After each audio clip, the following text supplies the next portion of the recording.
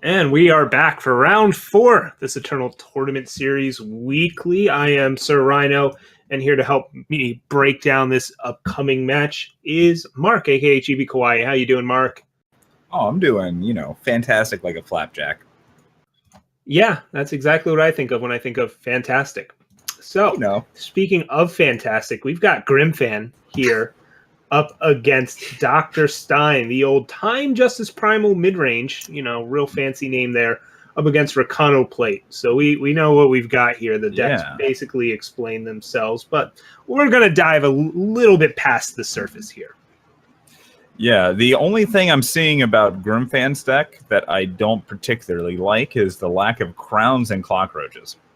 I think if you're gonna be playing Time Justice Primal, you gotta throw that in there. Just putting it out there.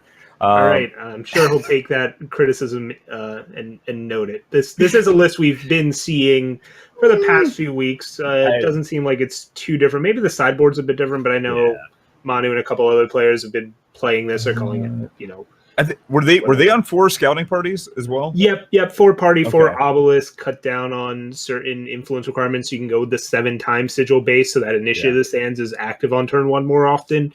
That was kind of the idea behind the power base and the setup, where you're just very lightly splashing primal. Looks like Kothon's in there with scouting party, and then the double primal card is crystallized. Nothing like Surso. No of the false princes either. Instead, just going with Seraph Enforcer as your 3s with Amber Acolyte. Yeah, the 2 stand together in there are pretty nice. Yeah. So, look, DrStein with the Ilgen though. Yeah. So Rhino Plate's on the other end here. Rhino's seen a bit of a dip in popularity. Just Stone Scar kind of gets under it, and Argent Port's just packing a lot of removal that lines up nicely against it with all the slays and vanquishes and rune hammers and Barts with lifesteal. It's been a bit of a tough environment for Rhino lately, but DrStein's holding on to it here and doing well so far in the tournament. And yeah, you alluded to it. Aijin as a 2 of in this list gives a little bit more action in the mid to late game, makes your Silverwing familiars all the more potent, especially with your other random flyers running around like Overseer, Enforcer. This deck is all units with evasion plus Aijin plus Oni Ronin, right? Every other unit's got quick draw or flying or overwhelm with Cinder Yeti making an appearance. And then you just put weapons on them and let them go to work. Yeah, 3 Deep Forge Plate seems excessive, but I guess they're running 27 power. Yeah, they're running a good amount of power. 3 plates, I think, is a good place to be. The maybe most surprising choice is the Protects in the sideboard, with how removal heavy the meta's changed to. I think I would have tried to find room for Protect in the main deck. Yeah.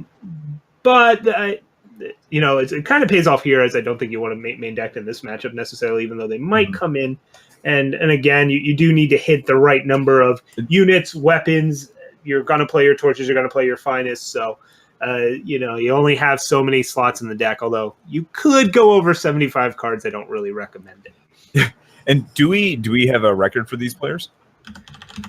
I believe I don't have it. We'll get word. They're at least winning records. I don't know if we're in an undefeated bracket or if it's X and 1. Yeah, they are both 3-0, so they're both in very good shape right now, halfway through the Swiss rounds, and we're giving them the go-ahead, and this match should be getting underway shortly. Who do you like in this matchup if you had to pick a winner here? Because I'm sure you like both players. DrStein. I like the name. And then Grimfan's just awesome. Looks like players are getting started. Honestly, wait a second. There are no Combrade healers in Grimfan's list, right? No, but it's not like that card's super important in the Rhino matchup. It is nice. Aegis Poppers is actually its biggest role in that matchup. Well, okay, I guess he is on 4 Silverwing. It blocks most of the early game aggression and gains you back some life. That's the only reason why I tend to like it. But yeah, we'll jump back over to the game. From DrStein. Yeah, seems pretty good. Grimfan hand does not seem so good, although he does get the turn 3 He had the turn 1 initiative, which is awesome. No follow-up, though, but a turn 3 Titan. And DrStein doesn't have a Vanquish. Has a Finest Hour, but that's not going to cut it as they went with the Outlaw here. The other notable thing was that they opted to play Sigil last turn instead of Diplo Seal, and they immediately get punished for it by drawing a second seal here. And that's one of the things that I wanted to bring up earlier in the game when I first saw DrStein's hand was what do you end up putting the Diplo Seal on? Yeah, because they opened on Fire Sigil, and they wanted to hold the Diplo Seal to see if they could get information, and instead they drew Diplomatic Seal, so instead they got punished for it, right? And that's always a tough situation to be in. But they're opting to go for the double justice because of Valkyrie Enforcer. I would say. But I have an Ilgen in hand. Yeah, exactly. So it's Aijin. There's no L in there. Is it Aijin? Ilgen? I know you like giving nicknames. I can't read. Yeah. It's fine. But anyway, Titan is a 6/7 thanks to this Obelisk. Has a Crystallize in hand, which currently only kills an Oni Ronin and Champion of Glories both have endurance. So this isn't particularly amazing. Like, they drew a Valkyrie Enforcer and chose to not. Grimfan choosing to go Crystallize instead of Enforcer there is a little surprising, I think. Yeah, so we could see a Finest Hour down. Does that actually? It doesn't trade, so never mind. We're not going to. This is not doing enough damage. DrStein is only doing 6. Yeah, I don't. You're better off just chump blocking there. I think he forgot the Titan maybe had +1 from Obelisk, even though that was clearly shown in play. But yeah, DrStein is just threw away a Champion of Glory and a Finest Hour for no reason. That's not a good place to be. Well, nervous on camera. I don't think I've commentated on a DrStein match before, so and now you really get to chump. That sweet little 1/1. Yeah, this isn't looking great for DrStein. But the hammer comes down on the bird. You don't have Finest Hour anymore, so you can't swing with it. Yeah. Oh man, Grimfan being at 8 power, like that, I was like, maybe there's actually some merit to putting the hammer on the Rhino Outlaw. I don't think it matters. Yeah, no, I don't think it will, but there could have been a world, like maybe you rip power into hammer plate. I don't know. All right, sideboard time. So Grimfan can bring in cheaper early interaction if he wants to. Permafrost isn't a permanent solution to your problems against Rakano, but it's a cheap one. Eventually, they might break free thanks to plate, or it'll never work because of Champion of Glory, or it'll break because of Valkyrie Enforcer. But it does cost 1, so there's some appeal there. But there's also a Vanquish and Island's Choice, which can be really nice against Finest Hour decks.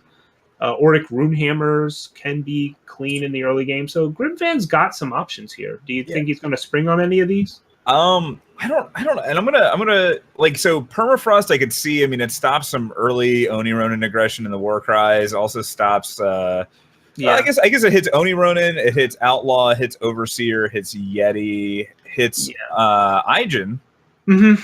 Which is pretty big. I suppose the real question to start with Grimfan's sideboard plan is, what would you start taking out? Like, that's I don't love Crystallize. Like, you're not really getting in a mid-range board stall kind of thing. It's not answering your opponents with plates, so it wasn't like it was that good last game either. I'm never the biggest fan of like Obelisk against aggro decks, but I think the way this deck's built, you're not taking out the Obelisk. Stand Together, same thing. It's a useful card, but is there better things to do with that slot? Yeah, I actually, so like, I really want them to bring in Humbug Swarm, but it's that's not a little slow. Matchup. It's a little slow. Yeah, Xenon Obelisk plus Swarm is really good against like Argenport style decks that are trying to like 1-for-1 you, and they have stuff on the ground all over the place. Not exactly what you want against these Rakano go super tall decks, as we see these players sideboard pretty quickly and get the next match going. We didn't even get to talk about what DrStein was going to do to try and catch up in this match, but we'll find out as this game unfolds. Yeah, well, and DrStein, starting out on that turn 1 Oni Ronin again, might be some big game. Also, Torch to go ahead and answer this Kothon. If he wants to torch here, he might value playing Overseer, but if you torch, you get the Warcry in. So yeah, it's an interesting choice DrStein needs to make here. We see the torch, and then probably the depleted Seat comes out. Yeah, I like. Okay, that's DrStein not making the best plays here, but that's all right. Hey, Eternal's a hard game to play. It is. It really. Well, you know what? Now who's not making the best plays, right now? I mean, it turns out Banner would have still been undepleted. The big mistake there was that you gave Grimfan so much information. You played undepleted power, and then there were no pauses. Grimfan didn't even have to hesitate that block. He was going to block anyway, but he didn't have to worry about another Torch, another Finest Hour, another Protect, none of those things. Ooh. And now he gets to curve out into this sideboarded in Auric Runehammer for this bird, and DrStein is in a heap of trouble. Well, then you have a 5/5 Valkyrie Enforcer. That looks good, but Grimfan's got to vanquish. Yeah. But I can get excited for DrStein if I want, right? Yeah, there was hope for a second, but we, seeing all and knowing all, knew that hope would not live for long.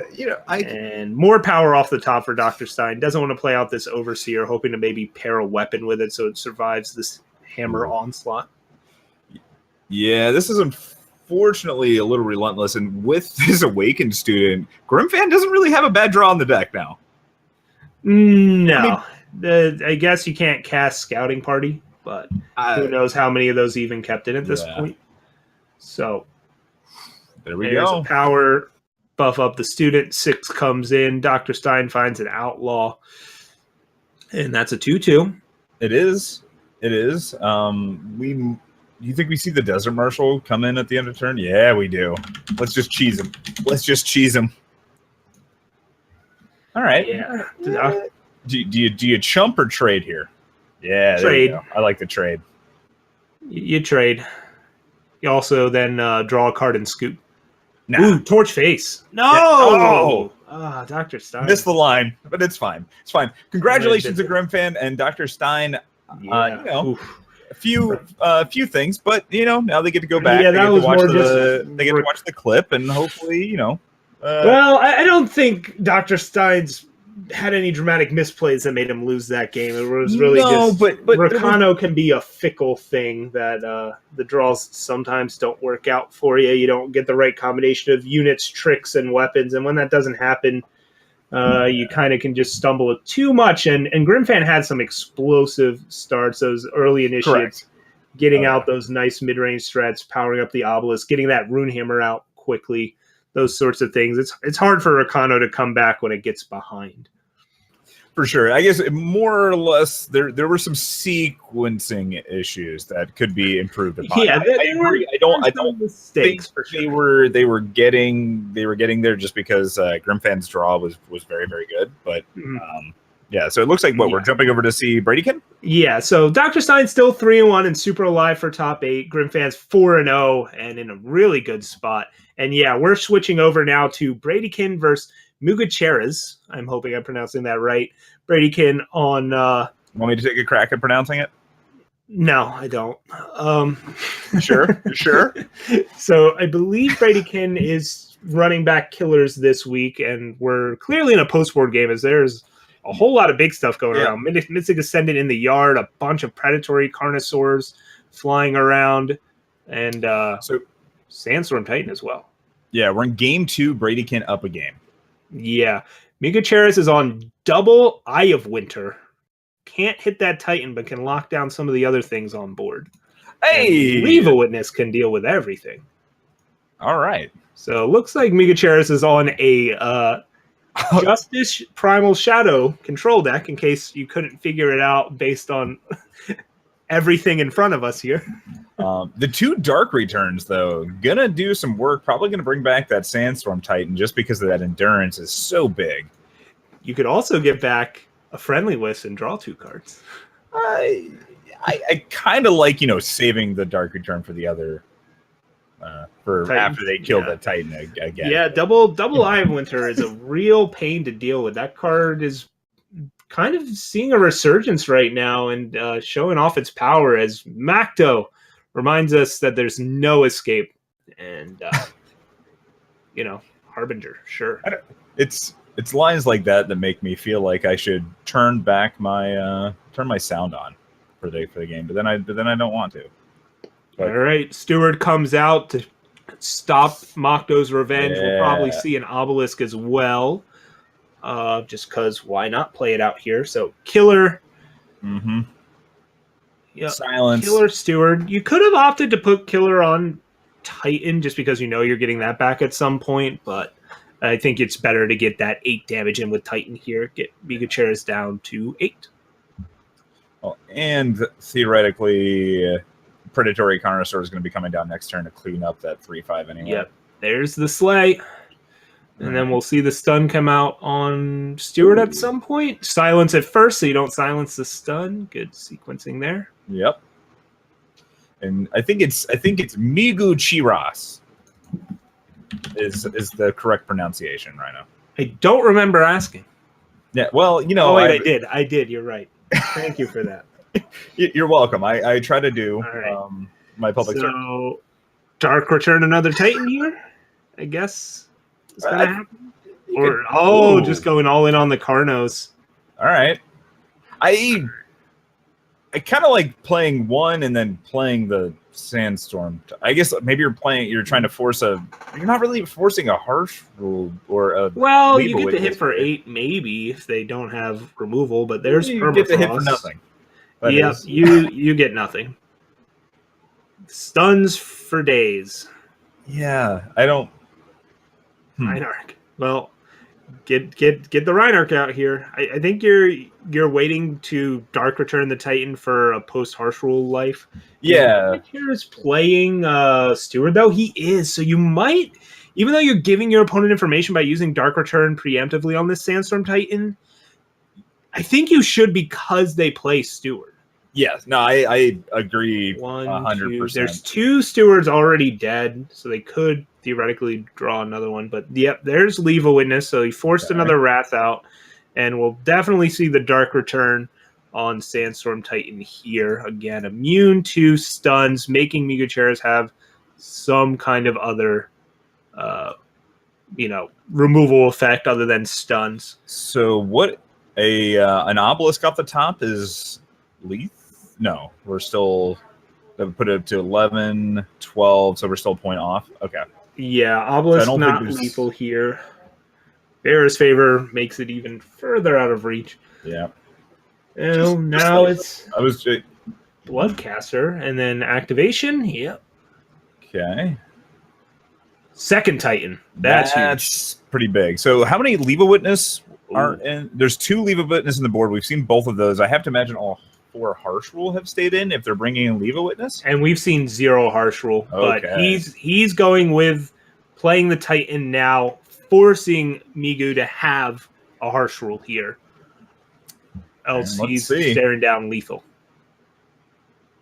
There's a decent likelihood. I mean, there's only 42 cards left in the deck, but it doesn't look like it. All right. Yeah, I mean, the chances of them finding a harsh rule only continue to go up if you don't play another Titan there. So I like this by Bradykin. There is a Singleton Death Strike. And no Death Strike, no Island Choice. Bradykin takes this game. Wham, bam, and thank you, man. End the match. So Bradykin takes that 1-2-0. So, yeah, Killers continues to perform well. Auric Interrogator has been an absolute all-star for me lately, so glad to see him finding some different homes other than just with his Minotaur friends. Instead, hanging out with those Dawnwalkers and Ions and Xenon Obelisks. And, yeah, good stuff from Brady there, putting up good results. And, of course, Migucheras still doing well as well, representing that JPS control, which I've also been impressed by. We saw that earlier today. And didn't work out there, but that's because Sandstorm Titan can't get stunned. I just noticed the vision of austerity in the main for Migu. Yeah, that's a metagame call. There ended up being 0 Chalice decks today. Seriously? So, yeah, so not the Okay. best call there, but hey, you can board it out in a lot of matchups. That's fine. It works out. Yeah, but zero Chalice today in the Eternal Tournament Series. Believe it or not, I'm not making it up. Maybe I did. Yeah, you know. But a quick search says I did it. But yeah, that's going to be it for us this round. We have no backup matches, so Rhino, unless you have more piece to say, I think we take a little break.